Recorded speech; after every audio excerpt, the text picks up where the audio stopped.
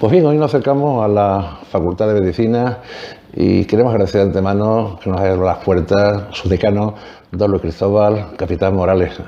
Don Luis, buenos días. Muy buenos días, Carlos. ¿Qué tal? Un saludo cordial y, sobre todo, vamos a hablar de un acto que acabas de presentar. ¿En qué consiste el mentoring?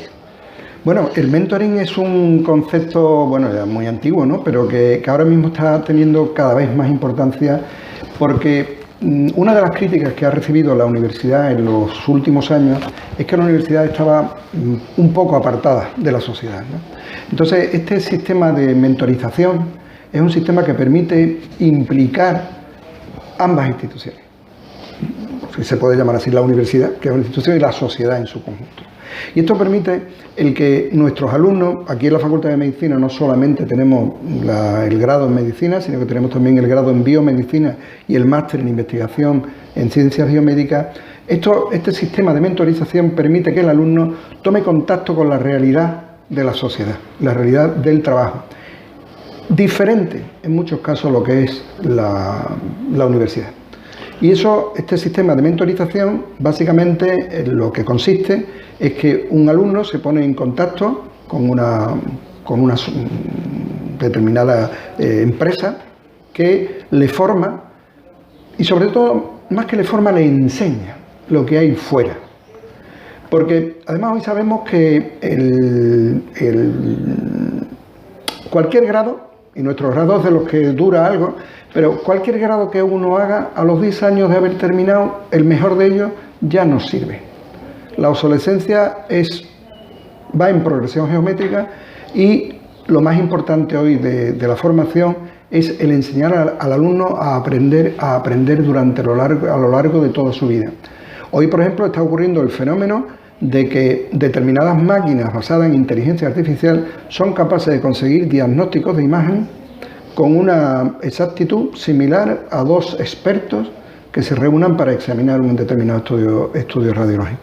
Esto significa que probablemente los médicos nos vamos a tener que adaptar a esos cambios que progresivamente van a tener que ocurrir y que va a ser la sociedad la que nos va a demandar fundamentalmente.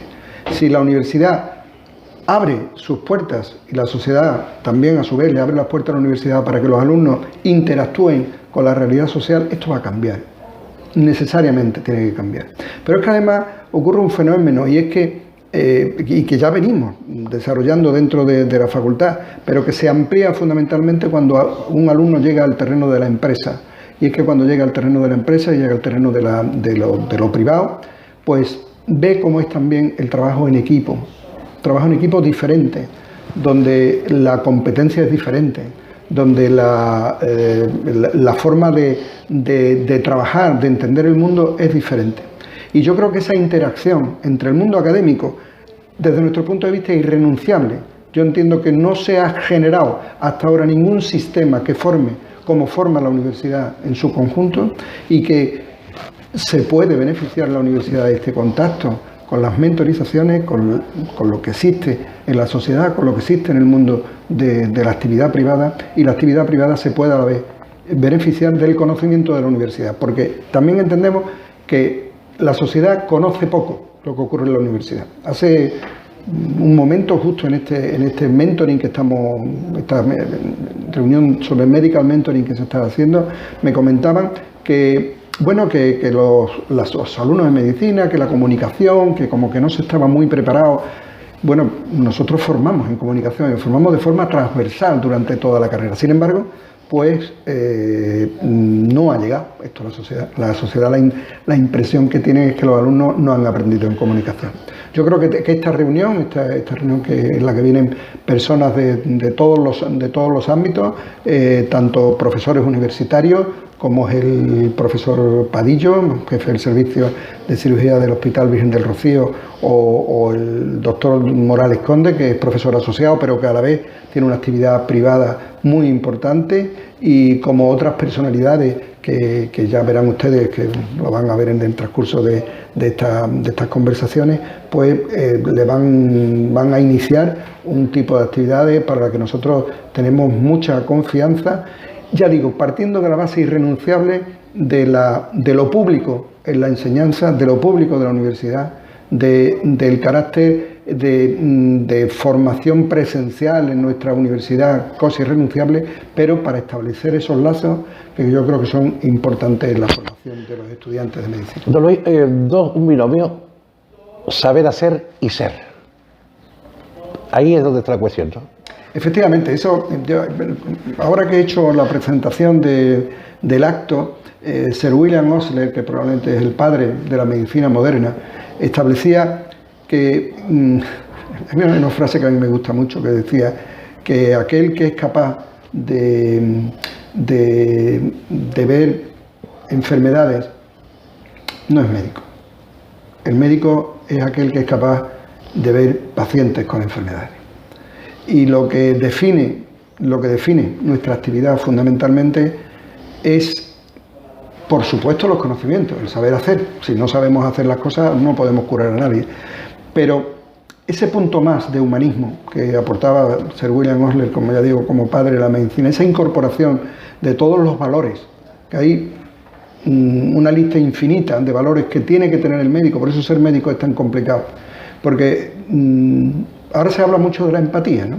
Y la empatía está muy bien, pero también hay palabras como la compasión, como la caridad, entendida en su concepto más absoluto del término, como la formación en comunicación, como la capacidad de transmitir las malas noticias. Yo ponía el ejemplo en la reunión de que nosotros en el primer examen clínico objetivo que enfrentamos a alumnos con situaciones clínicas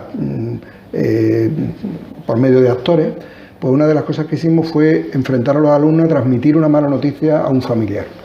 El actor, que una chica que actuaba muy bien, de 300 y pico de alumnos, la inmensa mayoría de los alumnos salieron o llorando, o desfallecidos, o con dificultades, porque esto es difícil, y es difícil incluso cuando uno lleva 40 y tantos años de profesión, como ya llevo yo en esto. Formarse en esto es muy complicado, pero es imprescindible. El saber transmitir, el implicarse manteniendo una cierta distancia de apoyo en el momento de dar una mala noticia, que por desgracia nos toca hacerlo muchas veces a los profesionales de la medicina, son elementos de este saber ser, que son una serie de competencias muy complejas, muy transversales, en las cuales en la Facultad de Medicina trabajamos duramente con ellos, pero que evidentemente estas redes de mentoring que se pretenden crear, estas mentorizaciones, van a ayudar a ese contacto muchas veces del ejercicio, no solo en la medicina pública, sino en otro tipo de actividades que también van a permitir ayudar a cómo se hace la medicina práctica a todos los niveles a los alumnos. Este saber ser, que ya digo, forma parte de este legado de siglos, desde de nuestros padres, ¿no? Como Hipócrates o Paracelso o Celso, pues hasta, ya digo, William Osler, que es el gran padre de la medicina moderna y de la implicación del humanismo en la medicina, yo creo que es el elemento clave de un médico. Este tema es tan importante que en esta sociedad en la que el humanismo se está perdiendo, en la que la formación humanística prácticamente se está acabando, uno ve cómo se está produciendo un proceso de desculturación, de desculturización de la sociedad, pues resulta que va íntimamente unido a esta falta de humanidad, esta falta de humanismo, que nos parece que es fundamental, la base del ejercicio de la medicina. La medicina ha pasado por diferentes etapas, desde la etapa del médico con su bata, fumándose el puro, atendiendo al paciente, le daba una seguridad absoluta porque don José o don Fernando eran gente maravillosa, le no importaban nada, no cuestionaban nada, las fichas. Hoy el intervencionismo también público o exigen estar continuamente vaciando datos continuos del paciente, lo que toma, lo que no toma, esa libertad de cátedra que tenía, por ese miedo psicológico que también tiene el médico a invadir posibilidades que puedan ser posiblemente demandables. Todo eso decae un poco la medicina de la libertad, es decir, estáis muy limitados, ¿no?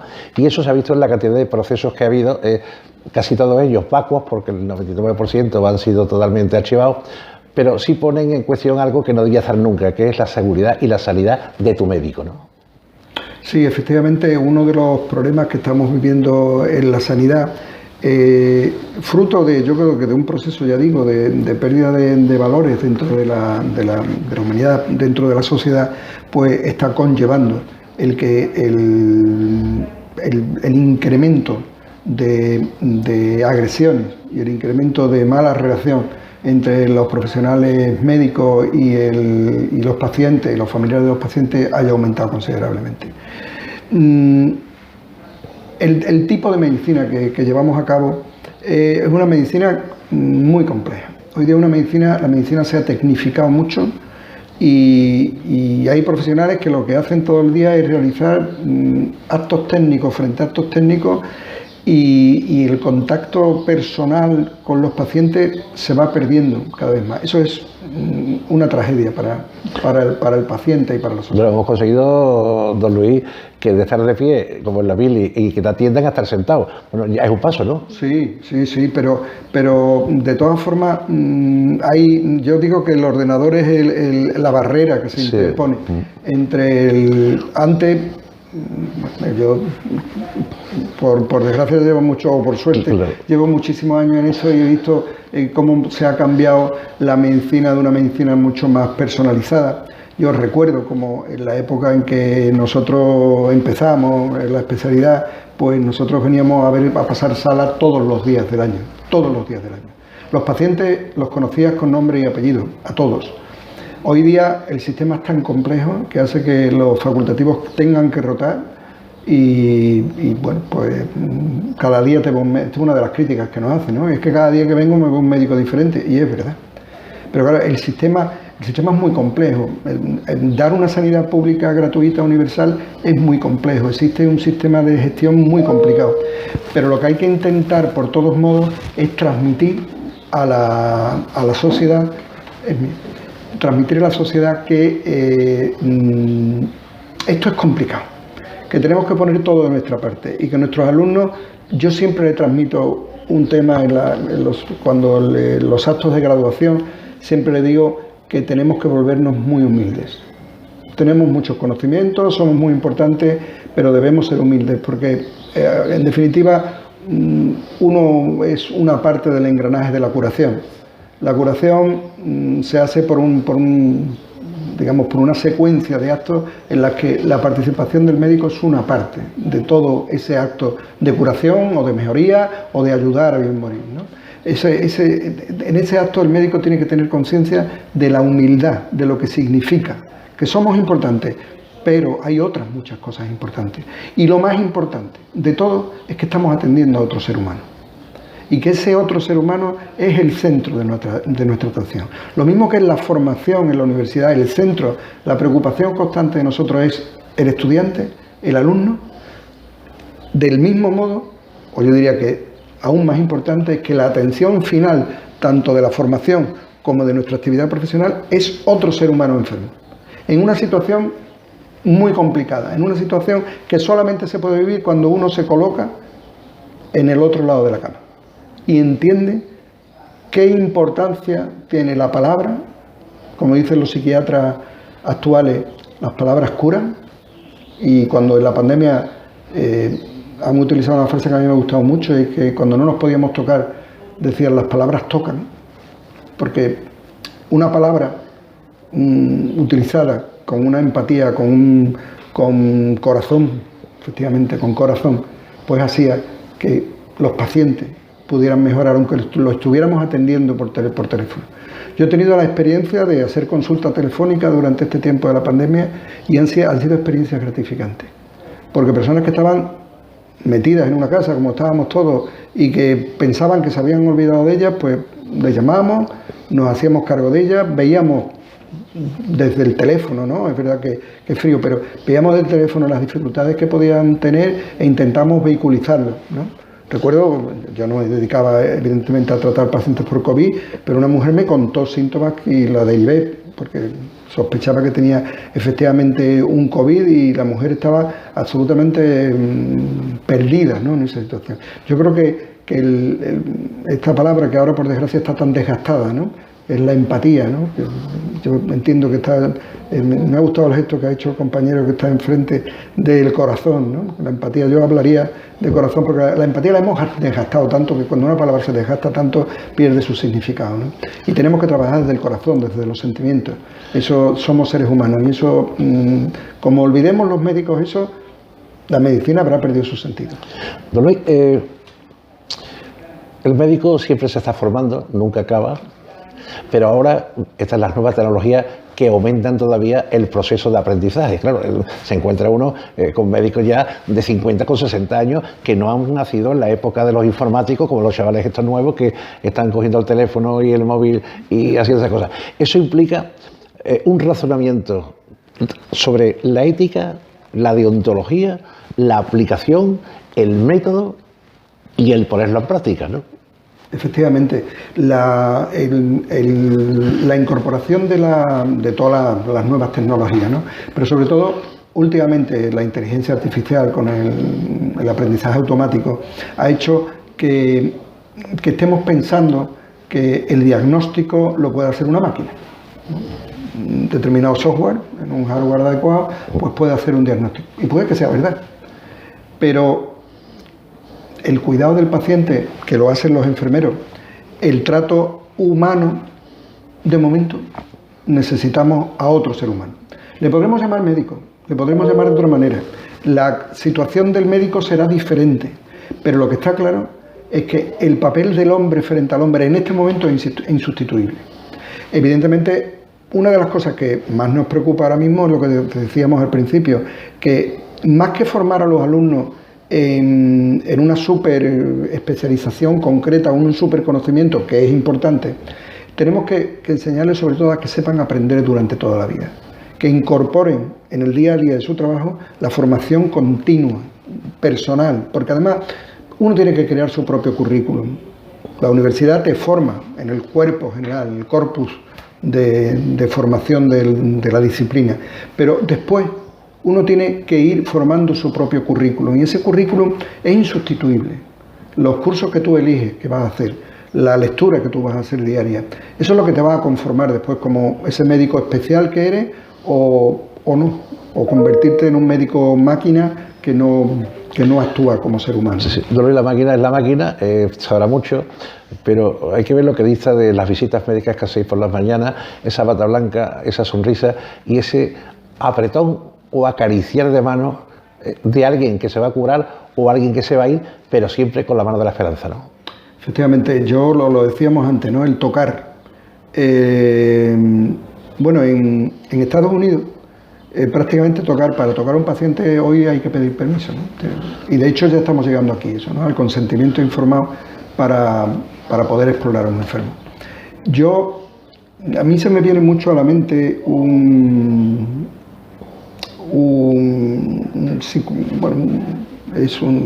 era un psicoterapeuta norteamericano que este hombre era el mejor hipnotizador que ha existido. Este hombre su habilidad para hipnotizar era tan alta que muchas veces de espaldas al paciente, él era paralítico, de espaldas al paciente era capaz de hipnotizarlo. Pero él decía que para hipnotizar, él era capaz de hipnotizar sin hacerlo, pero decía, para hipnotizar hacía falta una cosa, que era tocar. Buscaba un punto de contacto con la persona. Porque el ser humano se transmite de muchas maneras y el tacto es una de ellas. La expresión corporal, el tacto. Esta sociedad es tan materialista, el tocar se ha convertido ya en un acto que parece como, no sé la palabra, cómo decirlo, como un falto de pudor, ¿no? Cuando aquí en Andalucía somos perdón por la expresión, tan tocones, ¿no? Y nos abrazamos, nos besamos, ¿no? Y lo que ha dicho Carlos, esa mano que coges cuando estás pasando sala, esa caricia al anciano, a la anciana, y en eso tenemos experiencias vitales importantísimas. Recuerdo un paciente muy añoso que me llamaron, no era un paciente mío, y estaba moribundo, y me llamaron y no había familia, no había nadie, y me senté con él y le cogí la mano y bueno, yo soy creyente, empecé a rezar con él y estuve con él hasta que expiró, ¿no? Eso que desde fuera se ve muy duro y fue muy duro asistir, por desgracia hemos asistido a la muerte de muchos pacientes, pero este fue especial, porque fue esa intimidad de un anciano solo que lo acompañé. Esas cosas que, bueno, en otros medios son tan importantes, se está a veces perdiendo. Una de las cosas que a mí me ha compungido de verdad es el hecho de que haya muerto tantos ancianos solos. Sin eso, y para coger una mano no hace falta ni ser médico, pero es una parte importante de ser médico. Precisamente iba a suscribir eso que acabas de comentar. En estos momentos de COVID no han podido ni siquiera despedirse sus hijos de sus padres, los padres de sus nietos, los nietos de sus abuelos. Y es la primera vez que esto ocurre en el mundo. Nosotros no tenemos capacidad, podíamos pensar que una bomba nuclear no iba a destruir, que una bomba de hidrógeno, eso era más fácil que pensar que una pandemia. ¿Cómo surge una pandemia universal? Me refiero que las pandemias han sido localizadas más o menos. Bueno, estaba el ébola a un lado, estaba el virus, la gripe española, que fue... Bueno, todas esas cosas han ocurrido. Pero a nivel mundial, y además con esa velocidad de propagación, y donde hay una ignorancia por parte de todos los que escuchamos todos los días, y yo estoy en un medio de comunicación, y no seguimos un poco la línea, pero somos incapaces de llegar al núcleo y decir, bueno, ¿esto de dónde salió? ¿Esto cómo se produjo? ¿Es un virus? ¿Es una bacteria? ¿Es una mutación? ¿Es algo distinto, no conocido y no tenemos capacidad de entender porque no el lenguaje que tenemos, incluso de los ADN, no lo dice? ¿Qué ocurre con esto, don Luis? Bueno, el coronavirus es un virus que se conoce desde hace muchísimos años. Yo cuando estudié la carrera, hace muchos años, en el 72 al 78, pues yo estudié los coronavirus. Los coronavirus han sido unos virus de un resfriado común. Lo que pasa es que en un momento determinado ocurre una mutación, como ha ocurrido muchas veces en la historia de la humanidad, y una población que estaba adaptada a un determinado tipo de virus, que pasaba una enfermedad menor, pues el virus muta y este virus se convierte en un virus muy agresivo. Muy agresivo fundamentalmente por una razón, por la capacidad de contagiosidad que tiene, ¿no? Un virus extraordinariamente contagioso. Tiene el mismo sistema de transmisión que el virus de la gripe, es decir, se transmite por gotitas de fluge, que son las que yo estoy emitiendo ahora mismo. Yo estoy vacunado, lo digo para que estén tranquilos los que están aquí, pero yo estoy emitiendo gotitas de fluge, y esas gotitas, esas microgotas quedan en suspensión y son las que transmiten, ahí van los virus, ¿no? Estos virus, una vez mutados, despiertan un sistema defensivo frente a los cuales hoy ya sabemos que sobre todo a nivel de la nariz, de la vía respiratoria, despiertan un tipo de inmunidad que está mediado fundamentalmente por células más que por anticuerpos, que si el organismo se defiende bien a nivel de vías respiratorias altas, pues puede pasar asintomático o pausisintomático, o por el contrario, si el organismo no es capaz, por las circunstancias que sea, de producir ese sistema inmunológico celular a esos niveles de vías respiratorias altas, se produce ya una afectación en vía más baja, aparecen lo que llamamos células proinflamatorias, aparecen ya una secuencia de lo que se ha llamado tanto la cascada de citoquinas, ¿no? Es una serie de sustancias que se producen fundamentalmente en las células, en algunos tipos de células blancas, linfocitos, macrófagos, etcétera, y a partir de esa cascada de citoquinas ocurre lo que Dios quiere. Al final la muerte la organiza el mismo organismo, que se defiende mal, se defiende desproporcionadamente ante eso. El ser humano, la humanidad en su conjunto, había pensado que desde la peste negra ya no íbamos a vivir una epidemia similar, ¿no? La peste negra duró 2 siglos, prácticamente, 2 siglos y pico, y en la Edad Media y asoló el mundo conocido. Pero se olvida, por ejemplo, bueno, ahora se ha recordado, pero nos habíamos olvidado de la mal llamada gripe española. Y también se nos había olvidado la epidemia de ébola. 10 millones, 10 millones de muertos, la gripe española. Y se nos había olvidado la epidemia de ébola y se nos había olvidado el SARS-CoV-1, que también, lo que pasa es que afortunadamente el SARS-CoV-1 no es tan contagioso. Pero, mire, Carlos, esto estaba previsto desde el SARS-CoV-1, que esto podía pasar.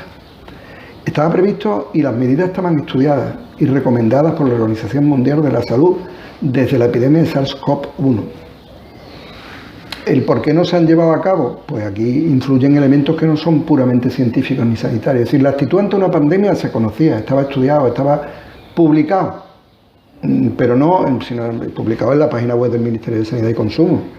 Lo que pasa es que una cosa es lo que los científicos que entienden de esto, que no soy yo por supuesto, sino los epidemiólogos fundamentalmente, ¿no? Y los expertos en medicina preventiva, pues ya habían dado, la secuencia de acontecimientos estaba previsto. Pero es más,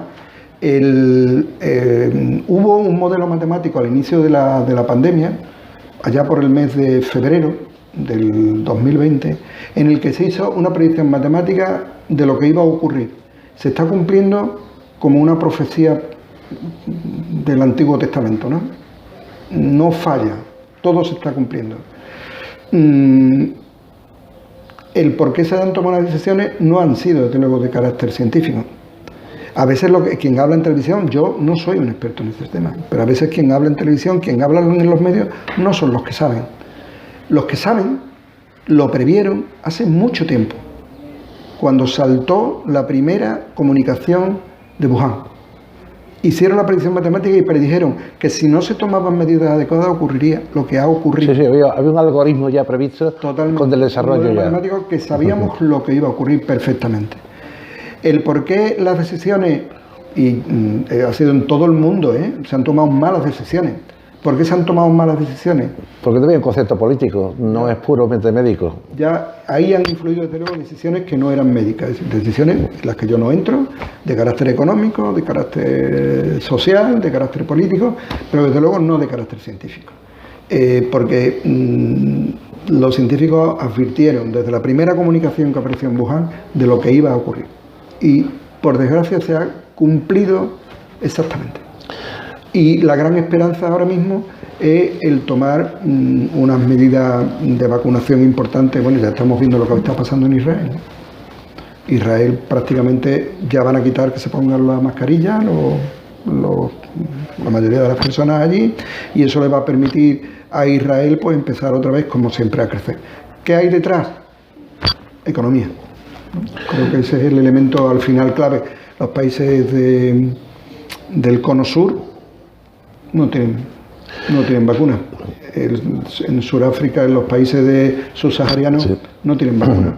Al final, los desprotegidos siempre son los mismos. Siempre es lo mismo. Siempre volvemos a los referentes de los todos parias, nuestros... Los parias del universo. Parias del mundo, los pobres, ¿no? Siempre me acuerdo de cuando preguntaban, después de ya que pasó la teología de la liberación, ¿qué quedó de la teología de la liberación? Y los teólogos de la liberación dicen quedan los pobres. Claro. Quedan los pobres. Porque al final, este es un tema que está ahí, que va a aparecer siempre y que al final está detrás de todo esto. Nos estamos apartando del momento y claro. Bueno, estamos teniendo la conversación porque estamos pendientes de la conversación porque era un momento realmente importante de estar contigo, relajar un poco a la sociedad. Y tenemos que volver otra vez al principio. Aquí en la Facultad de Medicina se viene a aprender medicina. Sevilla es cuna de grandes médicos. Estamos cerrando los ojos y estamos viendo el Hospital de Cinco Llagas con los castellanos, los zarracnicos, con los grandes que tuve la suerte de conocer. Tuve suerte de conocerlos. Eran dogmáticos, eran gente con mucho carisma, gente que a sus alumnos les reñían como si fueran sus hijos, les daba sin cuidado. Y yo siempre decía a Jiménez Castellano, yo les riño porque van a ser muy buenos. Si fueran muy malos ni les reñiría, lo dejaría pasar. O sea, él se preocupaba mucho por su gente, ¿no? ¿Cómo está la medicina hoy aquí al siglo XXII, que estamos en las puertas, desde la perspectiva de su decano? Pues yo, mira, yo hay una cosa de la que hay una cosa que no sabemos, por ejemplo. Hay un concepto, los sevillistas, pero se me ha salido, ahí se me ha ido, como diría Freud, he tenido un lapso freudiano de esto, ¿no? Los sevillanos somos muy antichauvinistas, ¿no? Nos gusta hablar muy mal de nosotros. Sí. Bueno, pues resulta que la Facultad de Medicina está considerada entre las 450 a 500 mejores de decenas de miles de facultades del mundo. Esto quiere decir que la Facultad de Medicina es una de las mejores del mundo. Eso no nos lo creemos. Esto lo cuenta y la gente no se lo cree. Está hecho por dos rankings, son el ranking QS y el ranking de Shanghái, que lo que miden son factores científicos, es decir, no, son muy objetivos, no hay manera de que ahí haya ningún tipo de influencia. ¿Esto qué quiere decir? Bueno, porque tenemos una facultad de medicina muy buena. Eso mide sobre todo niveles científicos. Nosotros tenemos, bueno, no quiero ser, sino los mejores, desde luego en esta facultad, entre el grado de medicina y biomedicina, tenemos los números 1 de prácticamente todos los centros que proceden de Sevilla y fuera de Sevilla. La mayoría de las matrículas de honor del COU, y tenemos las notas de corte de este año estaban en un 13 y pico. O sea, es una barbaridad, ¿no? En medicina, pero es que en biomedicina creo que ha estado por encima. O sea, pero esto se repite año tras año y cada año es más difícil acceder a los estudios de medicina, porque tenemos un número grande de alumnos, tenemos 300 y pico en medicina y unos 60 en biomedicina, pero aún así se colmatan los estudios, ¿no? Y alumnos, los mejores. Profesores, los mejores. El nivel de investigación, el nivel de calificación de los profesores de la Facultad de Medicina de Sevilla está probablemente entre los 3 mejores de todas las facultades de medicina de España, que es mucho decir, ¿eh? O sea, no, y vuelvo a decir, estoy utilizando datos de publicaciones científicas. ¿En qué estamos mal? Estamos mal en infraestructura. Tenemos una facultad de medicina muy anticuada. Es verdad que nosotros trabajamos en 3 campus, ¿no? En Campus Balme, Campus Virgen del Rocío y Campus Macarena. Campus Balme se hizo una inversión importante, un pabellón docente nuevo. En Virgen del Rocío hay un pabellón docente nuevo, es probable que se haya quedado algo pequeño y habrá seguramente que trabajar. Pero el Campus Macarena no es un problema de cantidad de metros, sino un problema de calidad, ¿no? Un problema de que, como te puedo tutear, ¿no, Carlos? No, podemos hablar de tú. Sí. El Instituto Anatómico, que ahora hemos hecho un estudio de detalle que se ha publicado recientemente y se ha aprobado ya por la Gerencia de Urbanismo, pues el Instituto Anatómico se genera por los años 30 y es un edificio emblemático de esta arquitectura racionalista que aparece. Está catalogado como un edificio con un grado de protección máximo, pero que se ha quedado muy anticuado para nuestras tareas. Los laboratorios que tenemos en el edificio de ciencias básicas están muy anticuados. Inversor muy importante. Yo lo que estoy contando en todas partes es la situación que tenemos un contenido excepcional, es decir, tenemos unos alumnos fantásticos, un profesorado genial, un personal funcionario de administración y servicios que realmente tengo la fortuna de tener el equipo de personal de administración y servicios que es realmente excepcional. Sin embargo, tenemos una infraestructura que no es pequeña, es obsoleta, ya anticuada y que no nos sirve. Y que para formar en esta década que estamos, tenemos que hacer un esfuerzo todos, porque al final estos profesionales son los que nos van a curar a nosotros dentro de unos años y tenemos que darle un continente adecuado para que se puedan formar. No es un tema de... Yo entiendo que en la situación que estamos tenemos que ser muy austeros. Yo no pido una facultad de medicina ni lujosa ni con cosas que nos sirvan, sino estudiar cada necesidad. De hecho, hemos hecho un estudio de necesidades muy aquilatado para tener lo que necesitamos para formar. No queremos despilfarrar, pero sí necesitamos inversiones en materia de infraestructura. Eso, digamos, que es el hándicap. Yo sé que es una preocupación absoluta de nuestro rector. Estamos trabajando con la Dirección General de Infraestructura de la mano para intentar conseguir que este campus, que es un campo emblemático en Sevilla, que lleva prácticamente un siglo funcionando con esa primera... Y lo que recordaban, ¿no?, sobre el tema de las 5 llagas, los profesores que habíamos tenido aquí, hemos tenido profesores emblemáticos, ¿no? Ha citado a mi maestro Zarapico, que fue mi maestro que... Un genio. Genio en ambos sentidos, ¿no? Sí. Sí, tenía un carácter fuerte. Genio en ambos sentidos, ¿no? Sí. Pero que evidentemente generó una generación de compañeros que fueron los que me formaron a mí, como decir, a los profesores Villa, Calvo, Peña, Alcántara, que fue compañero también, no sé si te acuerdas, el pobre Pepe Alcántara, que fueron los que a mí me empezaron a introducir en este tema de la cirugía, y que tenía una cosa por encima de todo ese servicio, y era esa capacidad humana de estar siempre al lado del paciente. Eso Cada uno podía tener más o menos capacidades, porque eso te las da Dios muchas veces, pero lo que nunca faltó en ese servicio, y lo que aprendimos todos, fue ese espíritu de entrega al paciente. Como él decía siempre, los pacientes son pacientes de lunes a domingo y no se puede entender que no vengamos. Eso es una cosa que ha pasado un poco a la posteridad. Es verdad que con los sistemas que ahora mismo llevamos, esto es muy complicado, pero es verdad que nos infundió ese tema que el paciente era el paciente, y que con don Juan Jiménez Castellano, otros muchos profesores que tuvimos, Aznar, en fin, tantos que fueron nuestros maestros. Es verdad que la medicina ha cambiado extraordinariamente, en muchísimas cosas para bien, pero en algunas para mal. Y tenemos que volver a esa parte humana, a esa parte del saber ser médico, ¿no? Eso es muy importante. Pues son 32 minutos de conversación que se lo han pasado en un segundo. Bueno, supongo que ahora le pegará un recorte. No, eso no es la costumbre nuestra, nosotros lo que producimos, lo emitimos. Dar las gracias primero al decano, el ilustrísimo señor don Luis Capitán Morales, por abrirnos su puerta.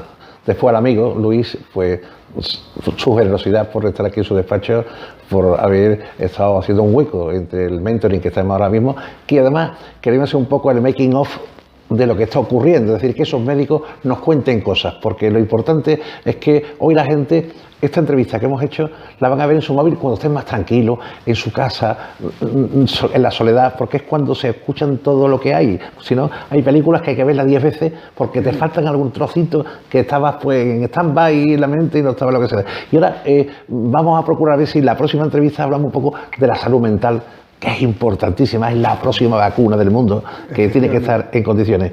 Querido Luis, muchas gracias por todo y siempre por tu amistad. Muchas gracias. Gracias a vosotros.